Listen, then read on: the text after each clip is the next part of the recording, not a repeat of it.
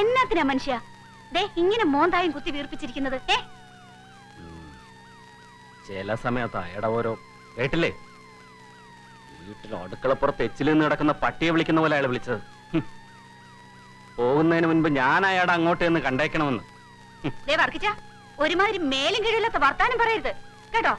അയ്യടാ, പട്ടിയെ വിളിക്കുന്ന പോലെ വിളിച്ചെങ്കിലേ വാലും ആട്ടിക്കൊണ്ട് അദ്ദേഹത്തിന്റെ പുറകെ അങ്ങ് ചെന്നേക്കണം.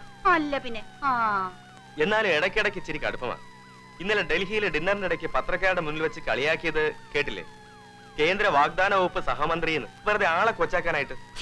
മിണ്ടാതടാ, കൊച്ചാക്കിയെങ്കിലേ നിനക്ക് എന്നതാടാ ഇത്ര ദണ്ണം?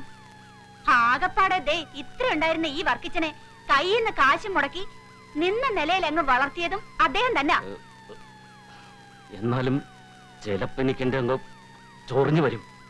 ചൊറിഞ്ഞു വരുന്നെങ്കിലേ കടിച്ചു പിടിച്ചങ്ങ് സഹിച്ചേക്കണം.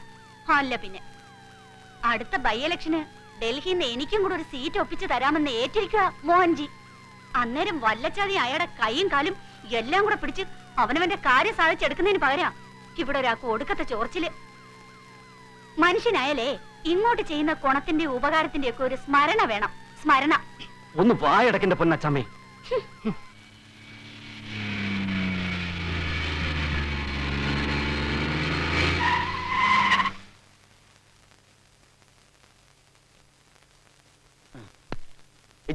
ഓ, എങ്ങനെ ഉണ്ടായിരുന്നു?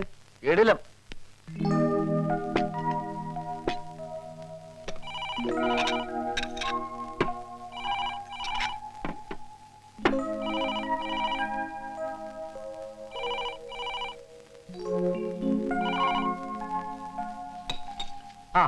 എവിടെ ആയിരുന്നടാ നീ? 2 ദിവസം കൊലശേഖരത്തിൽ ഹണ്ടിങ്. ഫുൾ ടീം ഉണ്ടായിരുന്നു. അപ്പൊ കോളേജോ? ഓ, അതങ്ങനെ കിടക്കും. നമ്മൾ 2 ദിവസം ചെന്നില്ലാന്ന് വെച്ച് കോളേജ് ആരും എടുത്തോണ്ട് പോകാനൊന്നും പോകുന്നില്ല.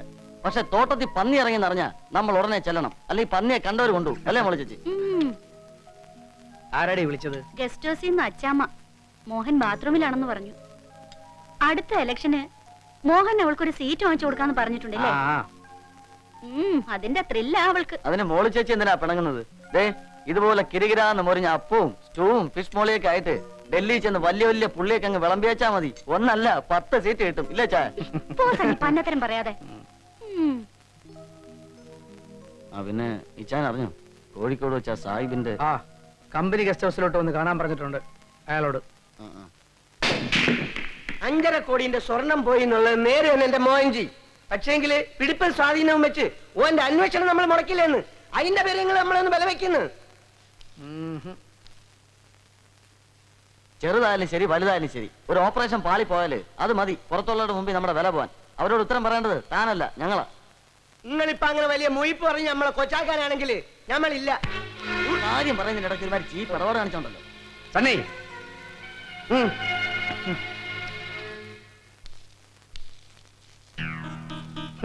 കുഞ്ഞുമൊയ്തീൻ സാഹിബേ, അത്താഴം കഴിഞ്ഞൊന്ന് മുറുക്കി കാഞ്ഞങ്ങാട്ട തറവാട്ടുമുറ്റത്ത് ചുമ്മാ 2 ചാല് നടക്കാനിറങ്ങിയ ജനാബ് സാദിരിക്കോയെ പിന്നെ 3-ാം പക്കം മംഗലാപുരം റോഡ് സൈഡിലെ കനാലിൽ നിന്നും പോലീസ് കണ്ടെടുക്കുമ്പോ അയാളുടെ അഴുകിപ്പൊളിഞ്ഞ നെഞ്ചും കൂടിനകത്ത് എത്ര ബുള്ളറ്റ് ഉണ്ടായിരുന്നു അറിയാമോ തനിക്ക്? അയ്യോ, അത് ഞമ്മക്കറിയാം. 17 അല്ല, 1 കുറവാ, 16.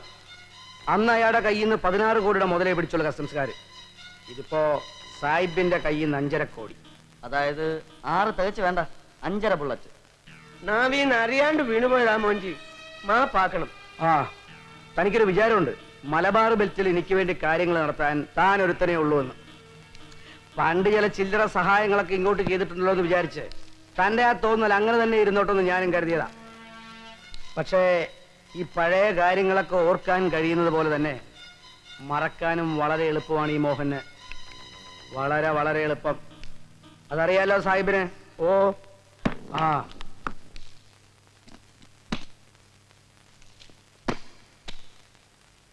എന്നാ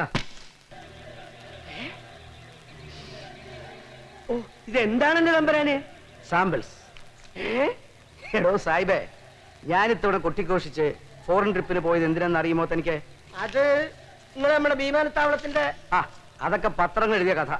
അങ്ങനെ ഒരുത്തന്റെയും 16 അടിയന്തരത്തിന് ഫണ്ട് പിരിക്കാനല്ല മോഹൻ പോയത്. ഹോങ്കോങ്ങിൽ പ്രിന്റ് ചെയ്തെടുത്ത മനോഹരമായ സ്റ്റഫ്. കള്ളൻ. ഓ സാഹിബേ, കോടിക്കണക്കിന് കറൻസിയാണ് നമ്മൾ ഈ ഇന്ത്യ മഹാരാജ്യത്ത് കുത്തിയൊഴുക്കാൻ പോകുന്നത്. എയർപോർട്ടും അണക്കെട്ടും ദുരിതാശ്വാസവും വികസനവും ബാങ്കുകളും ട്രഷറികളും ഒക്കെ നമ്മൾ ആക്രമിക്കാൻ പോകുന്നു, പിടിച്ചടക്കാൻ പോകുന്നു. ദാ, ഇവനെ വെച്ച് ഉഷാറായിട്ടുണ്ട്. ഇത് അങ്ങോട്ട് കൊണ്ട് കാണിച്ചു കൊടുക്കണം നമ്മുടെ സർക്കാരിന്. ഓരോ നാണക്കേട് തോന്നിയിട്ട് ഓരോ അച്ചുകുടങ്ങളൊക്കെ അങ്ങോട്ട് അടച്ചു പൂട്ടും. എന്നിട്ട് ഇങ്ങ കരാറ് തരും ഈ രാജ്യത്തിന് ആവശ്യമുള്ള മുഴുവൻ നോട്ടും അടിച്ചു കൊടുക്കാൻ. ഇനിയിപ്പോ അതാ സംഭവിക്കാൻ പോകുന്നത്. അടുത്ത ആഴ്ച ഒരു കണ്ടെയ്നർ നിറയെ സാധനം വരുന്നുണ്ട്. ബൈ എയർ, ബോംബെ വഴി അല്ലെങ്കിൽ ഗോവ വഴി. മലബാർ ബെൽറ്റ് ഞാൻ ഒരു തവണ കൂടെ നിങ്ങളെ ഏൽപ്പിക്കുകയാണ്. Last chance. ഒടുക്കത്തെ ചാൻസ് ഒന്ന്.